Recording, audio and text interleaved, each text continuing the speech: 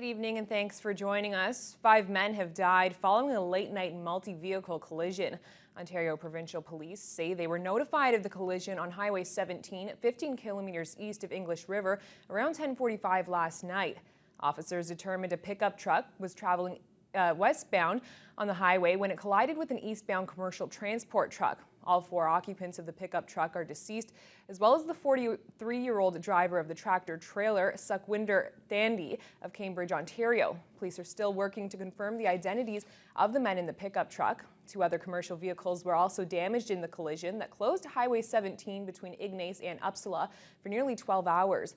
The investigation is ongoing and more information will be released as it becomes available. Anyone who may have witnessed the collision is asked to contact Thunder Bay OPP.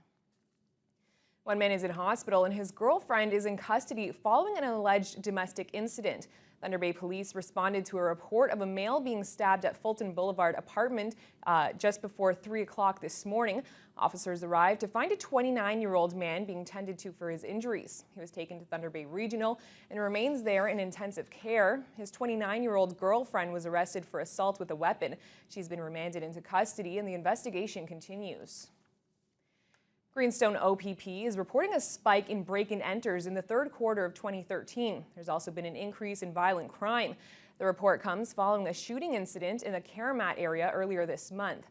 Greenstone OPP delivered its quarterly report to Council this past Tuesday. It came with both good and bad news. While the property crime is down 52 cases over the 5-year average of 347, break-and-enters are up from 64 to 75 cases over that 5-year average. Violent crime is also up from 205 to 219 cases. Staff Sergeant Carl Pettigrew says the majority of violent crimes are considered to be domestic disputes. Officers are still investigating a shooting which occurred earlier this month in Karamat. But despite these increases, Pettigrew says Greenstone is a safe community to live in. Crime is between families and people who know one another. There's very few stranger violent crimes in our area. There is, of course, the odd one. We do have a shooting incident, an injury incident in the Karamat area that we are still actively investigating. OPP is asking anyone who has information on the shooting to call Crime Stoppers or the OPP Greenstone Detachment.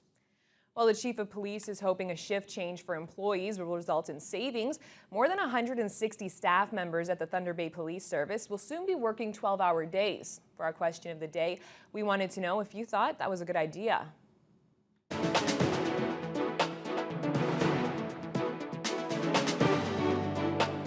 I don't. Why is that?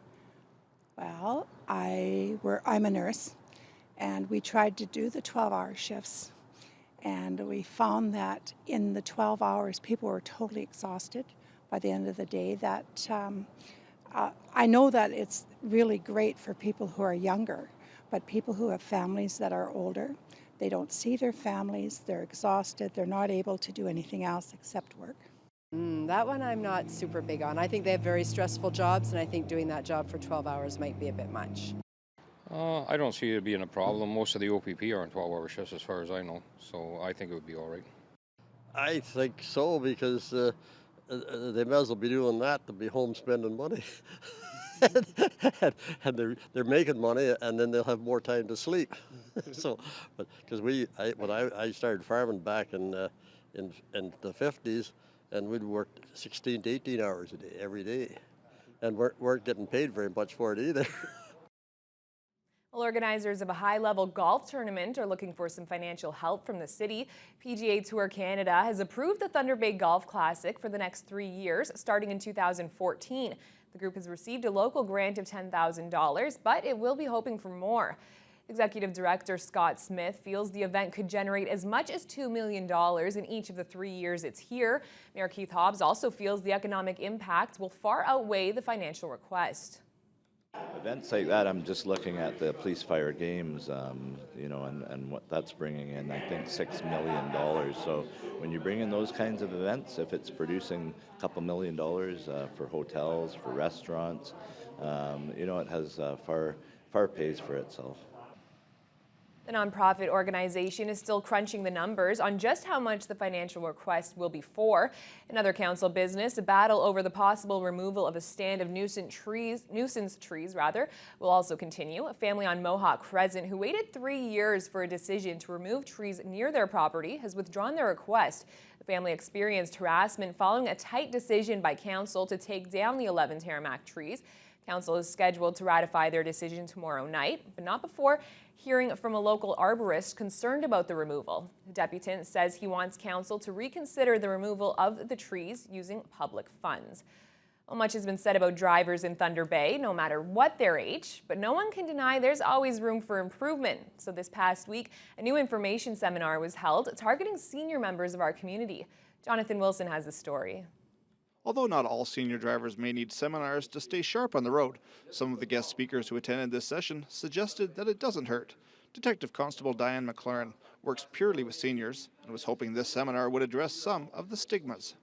A lot of times I think people think that their license is going to be taken away and they reach that stage where either medically they're not able to drive any longer or physically. So what we're trying to do is just to give people information to prolong the driving experience if that's what you should be doing, or start transitioning into not driving if that's preferable. Terry Willie was one of the invited speakers from DriveWise. His goal at the seminar was to inform the seniors that there's always avenues for improvement. What we're finding is that with the mature drivers, sometimes they feel that they just don't have any avenues to go if they want to, improve their driving or be assessed with their driving, and have been invited here to speak about what we have and what's out there in the community. Among the crowd who came to the seminar was Mary Holland. She's already taken 2 defensive driving courses in the States and still felt this seminar helped. She believes more needs to happen with a wider scope. I'm sure that it's valuable, and they should have more lessons on the drivers here in Thunder Bay, and not just the seniors, but the younger generation. Even if your driving isn't up to par, that doesn't mean you can't take transportation. City transit officials were there to inform people on the new accommodations of the local fleet of buses, such as bike racks. They hope to make buses seem more of a first step than a last resort. We're really trying to be a little bit more proactive with our aging population, saying, you know what, transit, don't make it your last resort. Why not try it now? See how it is. Then you're more comfortable with it when, let's say, driving's not an option anymore. The general consensus of the seminar was that more needs to happen and the range of people targeted needs to be increased. Jonathan Wilson, TBT News. Well, after a 6-month hiatus, the Northwestern Ontario Aviation Centre is now reopening just a few steps away from its original location. The building in which the Aviation Centre was previously leased went under new management months ago, prompting a shift in location. The new owner wanted the group to take up a new spot in the building, and that's exactly what happened. The move took most of the summer, and they're now finished with their new space on Waterloo Street. The general consensus is that the move was good. I'm really happy with the space. It's a much better space than what we had before, and it's provided us with opportunity to set up more displays and just make it more pleasant for people to visit and get more information from. So. The center hopes to add in a flight simulator to their new home. Well, time is passing and we're getting deep into October, and that means that Halloween is just around the corner. With that comes all the fun events that Thunder Bay has to offer. Mike Albanese takes us through the list. If you love October for the color of the leaves and the return of the pumpkin, then Ballou's Farms is the place for you. Jody Ballou's, co-owner of Ballou's Farms, set up a pumpkin-filled paradise where you could spend the fall day visiting their attractions or learn about the locally grown foods they produce.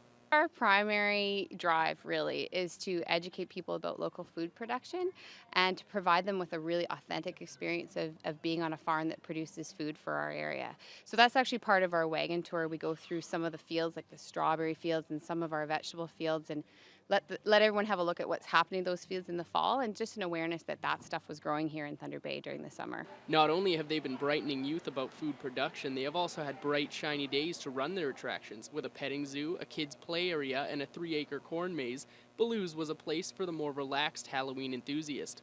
We've been really lucky with good weather this October, so weather is crucial, and it's been sunny almost every day, and so we have had lots of families coming out to the farm to enjoy themselves, so it's been great.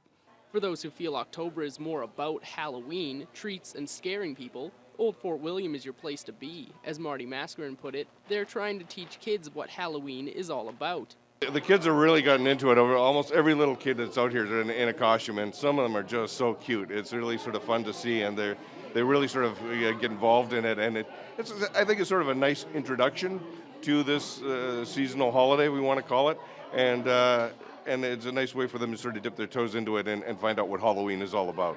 Not only are these events great to get our community involved and active, but they also work wonders for the tourism at Thunder Bay. And as the fort increases their amount of events, the amount of people who come reflects that. We have diversified over the years, and we've worked on events such as this and the Haunted Fortnight and other events during the summer.